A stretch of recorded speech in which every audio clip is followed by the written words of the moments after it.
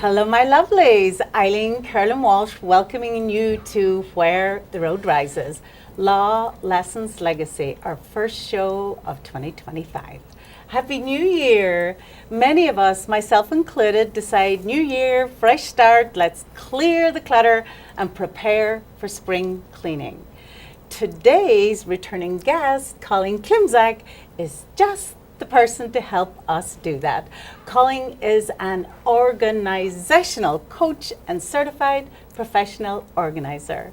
Since 2003, she has helped thousands get a handle on their space, stuff, time, and productivity, and help them find peace of mind, which is actually the name of Colleen's company, in their personal and professional lives.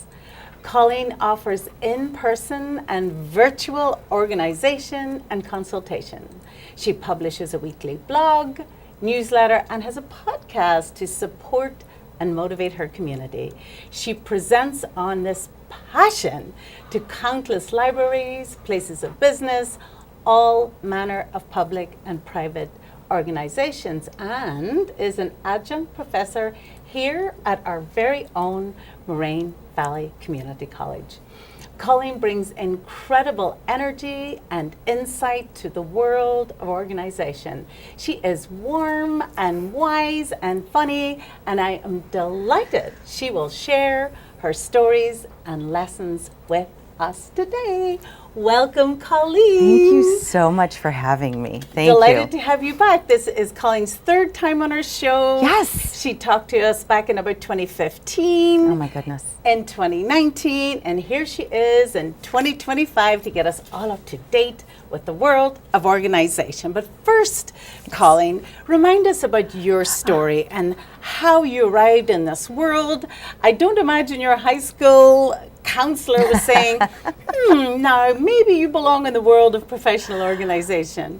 I don't even know if that existed back then, so I love what I do. I've been a professional organizer now for 21 years, and my degrees are in business management, and I came out, what I really wanted to do was human resources, but also from the development side. So from making sure and helping people to kind of be where they wanted to be, and also having companies, right, to match with those people. And so what I really love is that all these years later, I really feel like I'm in that position of helping people do what it is that they are meant to do or what they want to do, and giving them the tools to do so. So perhaps that counselor way back when, if they knew about professional organizing, maybe they would have said that. Yeah. But yes, so I found professional organizing probably about 23 years ago, and just thought about it for a while, and then started my business. I had two little ones and needed some flexibility, and so here we are, right? Absolutely. 21 years later. Yes. And 21 years later, I think we're a lot more familiar with the world of professional organization. I think so too. Post Marie Kondo, which everyone kind of got a little glimpse into that world. Mm-hmm. So what do you do, Colleen? How do you serve your clients differently? What's your secret sauce? Oh, I love that question. So I have specialties of organizing. So I work with some of my clients in person. I was in a closet just this morning, working through some things, and I got rid of some things that were unsightly that no one should be wearing any longer, and tossed some things, and then put some things together for my client as well, and they were very happy. So sometimes it's that in-person and hands-on organizing. I can do similar work also for people anywhere. So since 2020, when we switched to virtual, I'm able to do virtual organizing. So talking clients through the planning process and the review of those shirts that maybe they shouldn't have anymore. So decision making and things like that. And then also helping them even virtually with how they want to store what they want to keep. and suggesting shopping options and things like that.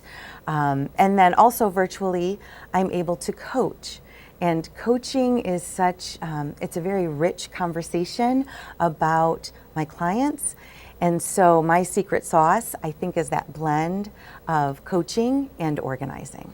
So you're coaching the up and coming professional organizers. Is that what you mean, Colleen? I have some of them, but my coaching is typically my organizing clients as well.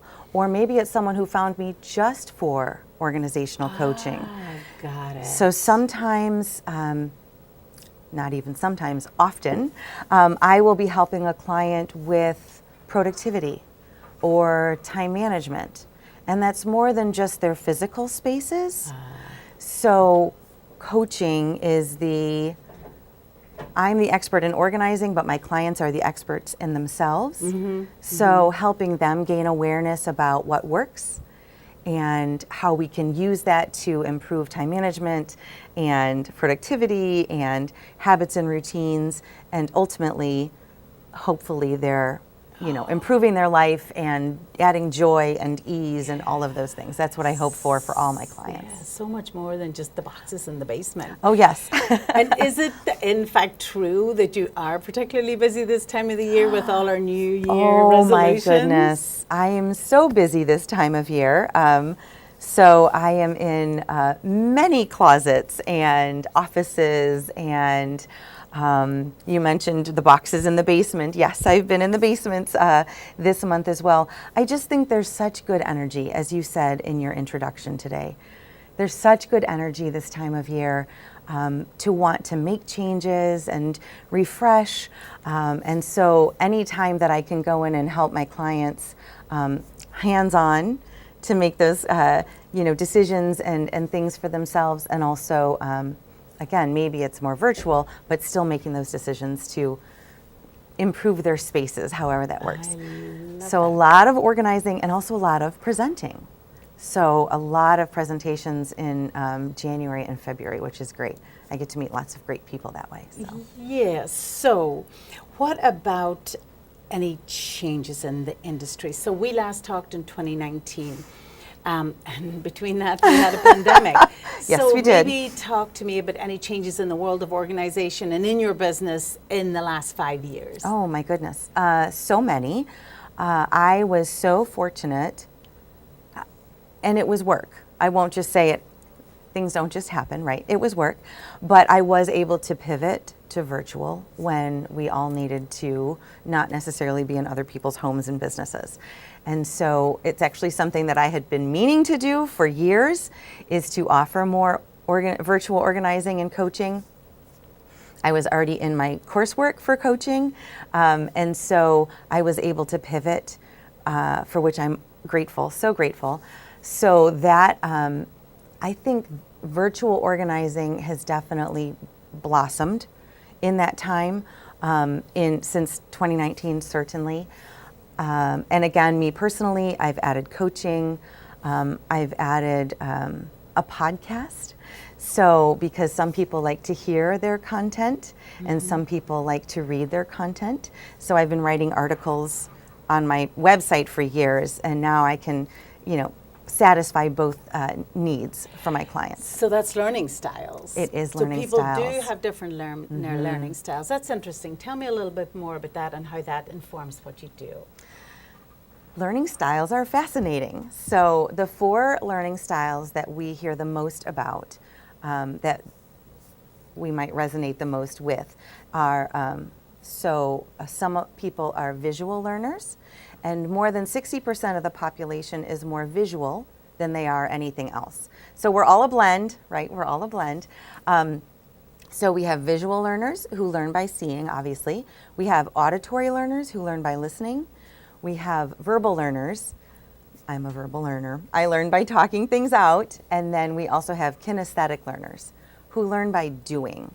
And so if you imagine an elementary school classroom, most teachers know that their students are going to be a blend of all of those learning styles. So if you imagine that some children may be reading, they may be looking at things on the wall, some children may be reading out loud or listening to other people read. And then some children might be doing manipulatives or taking the notes on the paper, because all of those different things engage those different learning styles. And so we have them too. Everybody has them, not just children, adults have them as well.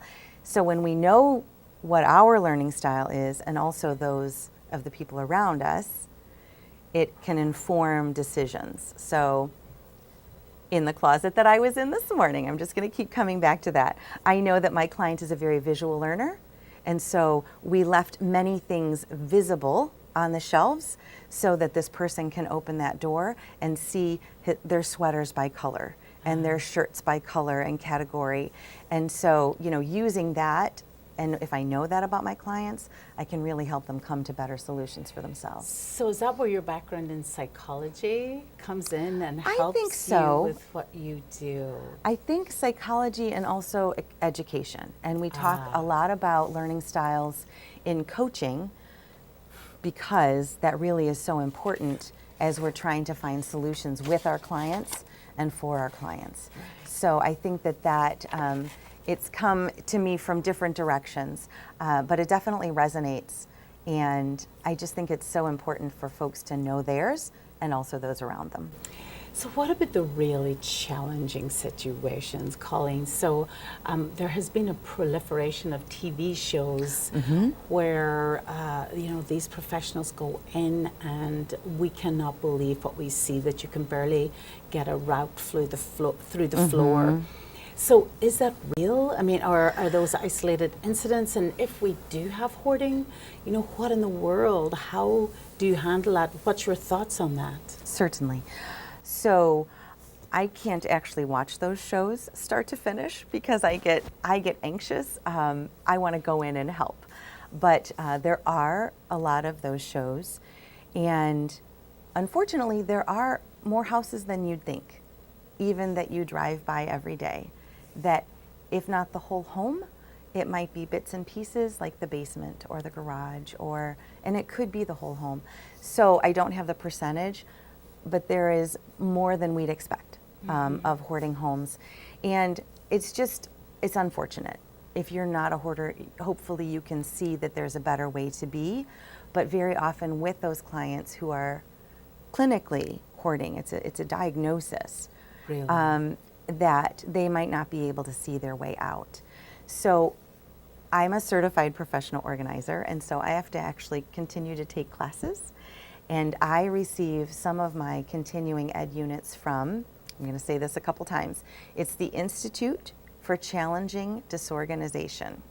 That's a lot of big words. So my suggestion is, if you think that someone that you know may be a hoarder or yourself, Google the Institute for Challenging Disorganization, and they have resources on their website for the public, not just organizers, but the public as well, to help families and loved ones determine just the level of hoarding in a home. So we all have clutter. We have things on the table, right? This isn't hoarding. This isn't even clutter really, but we do have a way to kind of determine the level of severity in a home. And so that's one of those resources on that website that might help our viewers as well if they think that they might know someone or have issues themselves. Oh, wow, okay. So it's actually a condition. It and is. They probably need medical help as well as their home, getting cleared for them. Because I think many of us think a couple months later, isn't it going to be almost the same? And maybe that brings us to a question that I had for you. Sure. And that is, after we have these showrooms that used to be our cluttered homes, how do we continue to stay organized, and how do we make the new habits stick? So you're teaching us the organization, but you're really trying to teach us a new habit so that this doesn't happen again. Absolutely. So in hoarding, that skill transference might not help, right? So sometimes that needs a little more. I won't work with a hoarding client unless they're also getting clinical assistance. But for the rest of us, for most of us, there's a lot of skill transference in organizing.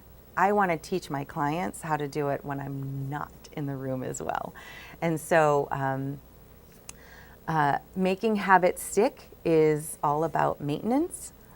It's forever, and we can do the hard work. We can make decisions. We can make it, as you said, our showroom. Is that what you called it? I love that. But then we live in our space, and we have many people who live in our home, and things might get a little, not showroom worthy anymore. And so sometimes we need to, we always need to recognize that maintenance is necessary. Mm-hmm. And so we set up habits and routines to reset, right? So now that we know how to do it, we check in on that every week or month or year, and have that habit around those maintenance steps. Other ways to make good habits stick: make it social, so get everybody involved, or use social media for good, and say things out loud. I'm going to be doing this, and I'm going to chart my progress and things like that. I have a couple tracking apps on my phone for different habits, which I find very helpful. It makes it kind of fun. So it's like gamifying it. Oh, I like that. I know, right? So, maybe there's a team, maybe you have a number of friends that are on there, and it's a little competition, but it's also being able to support each other, which is really, really great. I know I have a number of people, I have a couple accountability partners, and so me needing to say things out loud to them every couple weeks helps my habits stick. So if I know that I need to tell somebody how I've been doing, it makes me more likely to want to stick with those habits. I love that. Mm-hmm. Anything we do in order to keep doing it, Yes. excellence requires the support, the resources, the cheerleading, and the accountability. Yeah. We always come back to that accountability. Definitely. Colleen, many of our viewers are senior or caregivers for senior. So do you have any pointers for organizing when the activities of daily living become harder and housework suffers, and maybe there's food in the fridge that's going off, and maybe how does the family recognize that, and how does the family step in to help? Those are really great questions as well.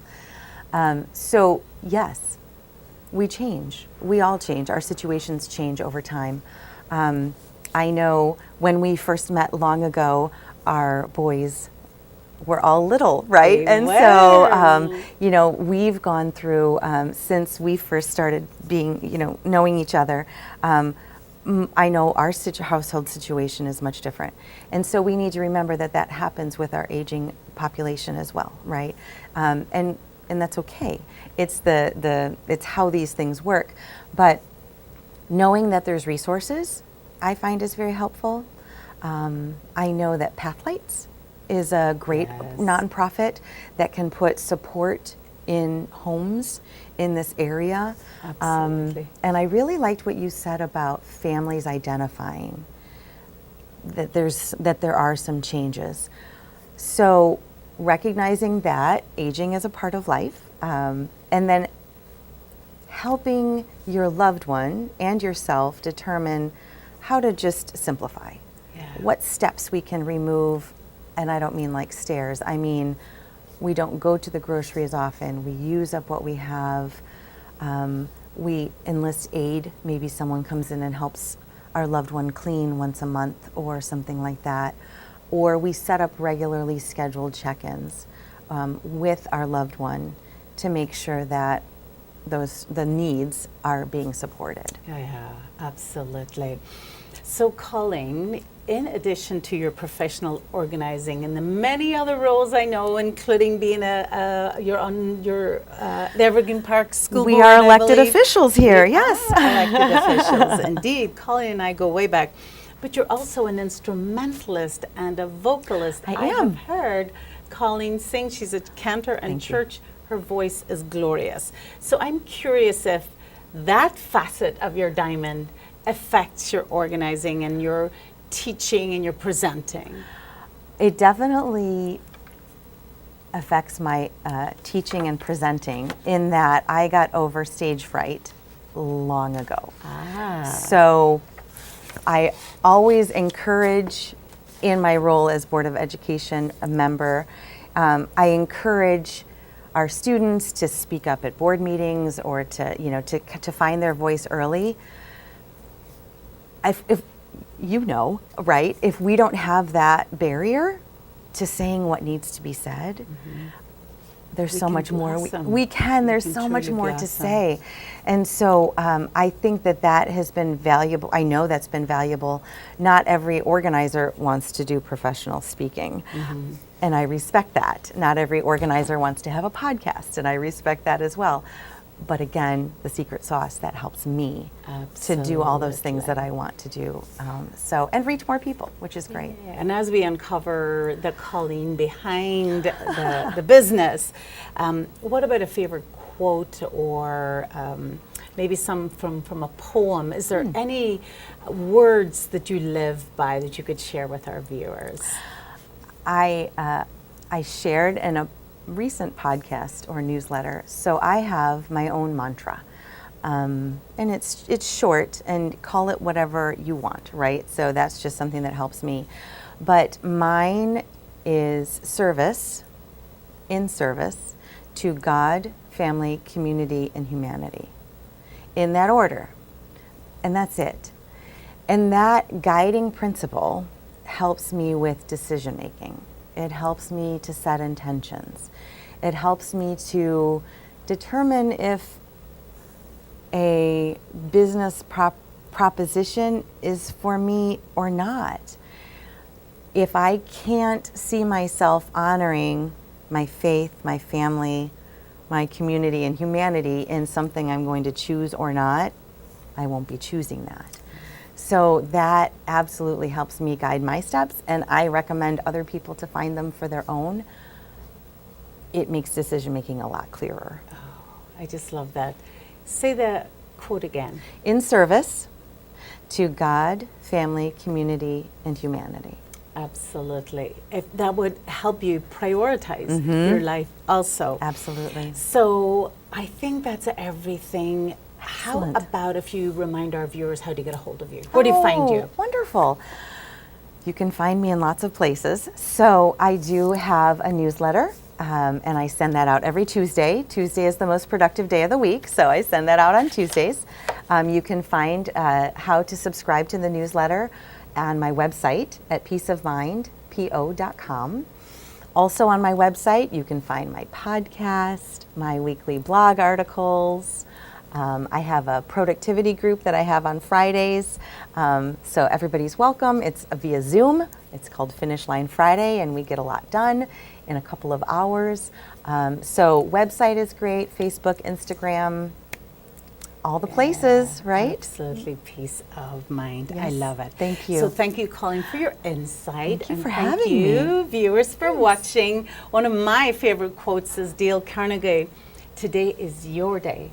Make the most of today. Let the winds of enthusiasm blow through you. So let's ignite your enthusiasm, clear out those cupboards, those dusty corners, and just have a nice, clean, fresh palette for our magnificence in 2025.